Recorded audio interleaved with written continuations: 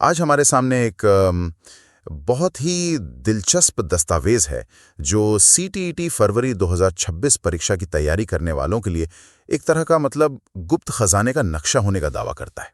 हाँ, और इसकी खासियत ये है कि इसमें कोई फॉर्मूले या रटने वाली लिस्ट नहीं है, बल्कि ये तैयारी के पीछे की पूरी सोच को ही बदलने की बात करता है। बिल्कुल।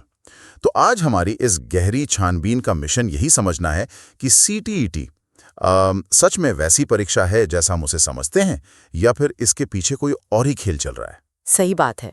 दस्तावेज की पहली ही लाइन कहती है कि यह कोई रटने वाली परीक्षा मतलब मेमोरी टेस्ट नहीं है, ये समझ प्लस अनुप्रयोग प्लस बाल केंद्रित सोच की परीक्षा है।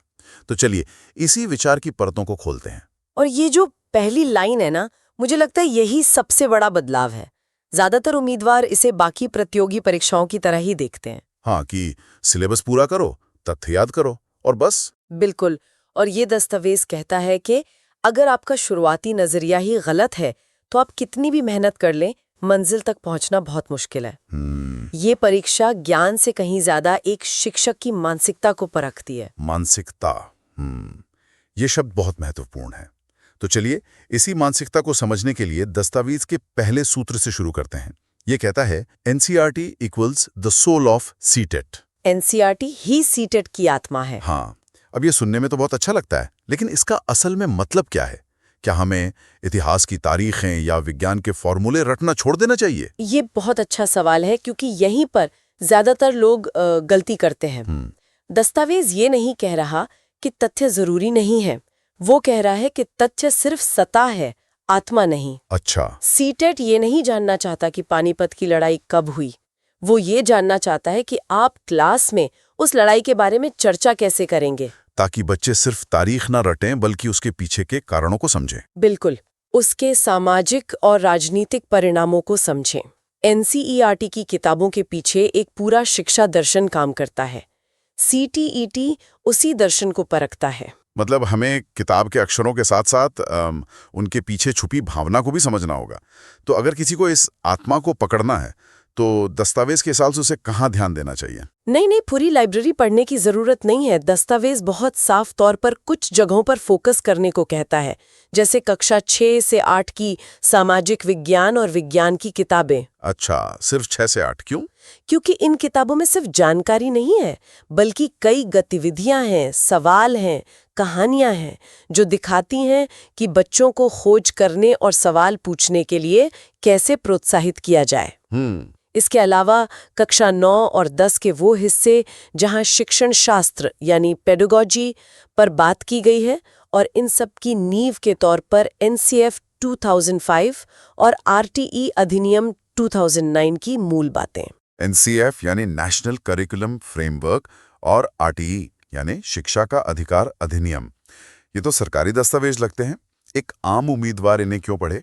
क्योंकि ये सिर्फ सरकारी दस्तावेज नहीं है, आप कह सकते हैं ये भारतीय शिक्षा का संविधान है। शिक्षा का संविधान, वाह। हाँ, एनसीएफ 2005 बताता है कि हमें बच्चों को क्या और कैसे सिखाना है, और आरटीई ये पक्का करता है कि हर बच्चे को अच्छी शिक्षा का अधिकार मिले। सीटीईटी असल में इन्हीं दो दस्तावेजों का प्रैक्टिकल इम्तिहान है। अच्छा, तो अगर एनसीईआरटी परीक्षा की आत्मा है तो फिर परीक्षा का दिल क्या है? दस्तावेज का अगला सूत्र इसी पर है। Pedagogy is the heart of CTET. शिक्षण शास्त्र ही सीटीईटी का हृदय है। और यहाँ एक बहुत दिलचस्प लाइन लिखी है, सीटेट ये नहीं पूछता कि परिभाषा क्या है, बल्कि ये पूछता है कि एक अच्छा शिक्षक क्या करेगा। मतलब ये थ्योरी का नहीं, प्रैक्टिकल सोच का टेस्ट है। बिल्कुल। सोचिए, आपसे ये नहीं पूछा जाएगा कि जीन पियाजे के संज्ञानात्मक विकास के चरण बताओ, ये तो कोई भी याद कर सकता है। सही। सवाल कुछ ऐसा होगा, आपकी क्लास में एक 8 साल का बच्चा है जो मानता है कि चांद उसके पीछे पीछे चलता है। एक टीचर के तौर पर आप क्या करेंगे? अब यहाँ आपका ज्ञान नहीं, आपकी समझ परखी जा रही है। और विकल्प भी बड़े मिलते जुलते होंगे। जैसे पहला, बच्चे को डांट कर कहेंगे कि ये बकवास है। दूसरा, उसे सही वैज्ञानिक तथ्य बताएंगे। हाँ, और तीसरा शायद होगा कि बच्चे को अपनी सोच पर और दोस्तों से बात करने के लिए प्रोत्साहित करेंगे, और चौथा, उसे अनदेखा कर देंगे। और यहीं पर दस्तावेज का बताया हुआ एक हिडन रूल, मतलब एक छिपा हुआ नियम काम आता है। छिपा हुआ नियम? हाँ, इसके 4 स्तंभ है।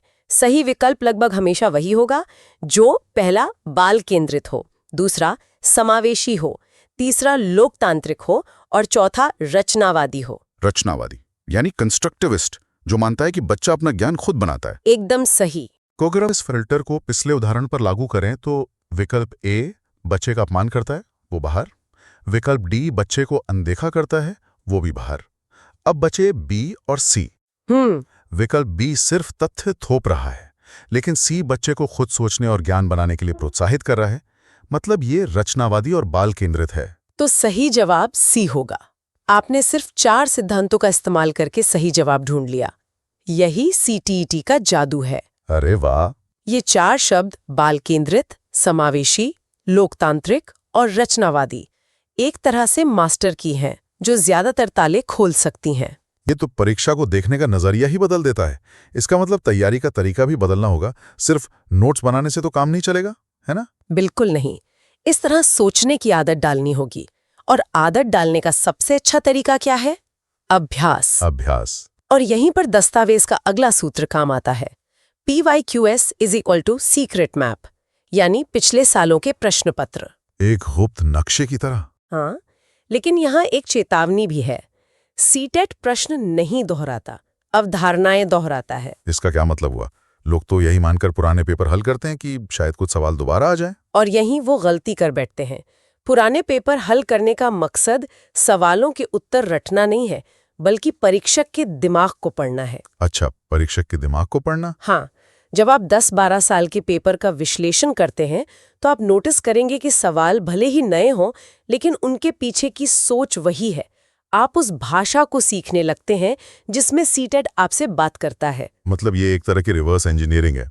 हम जवाबों से ये समझ रहे हैं कि परीक्षक किस सोच को सही मान रहा है। बिल्कुल। ये नक्शा आपको मंजिल नहीं दिखाता, बल्कि मंजिल तक पहुंचने का सही रास्ता दिखाता है। लेकिन इतनी सारी अवधारणाओं और पैटर्न को याद कैसे रखा जाए? हमारा दिमाग तो भूलने के लिए बदनाम है। क्या दस्तावेज में इसका भी कोई जिक्र है? हाँ, और बहुत ही वैज्ञानिक तरीके से किया गया है। दस्तावेज एक वैज्ञानिक दोहराव चक्र यानी साइंटिफिक रिवीजन साइकिल की बात करता है।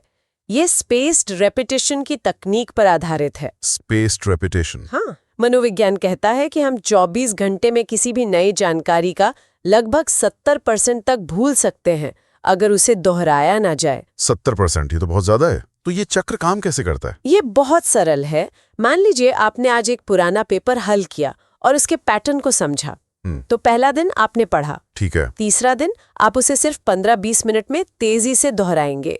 7वां दिन आप उस जैसी ही अवधारणाओं पर आधारित कुछ नए सवाल हल करेंगे, एक टेस्ट की तरह। और फिर 21वां दिन आप एक बार फिर से उन मूल अवधारणाओं को देखेंगे। अच्छा, तो 1, 3, 7 और 21 दिन का चक्र है ये। हाँ, इस प्रक्रिया से वो जानकारी आपकी शॉर्ट टर्म मेमोरी से निकलकर लॉन्ग टर्म मेमोरी में चली जाती है।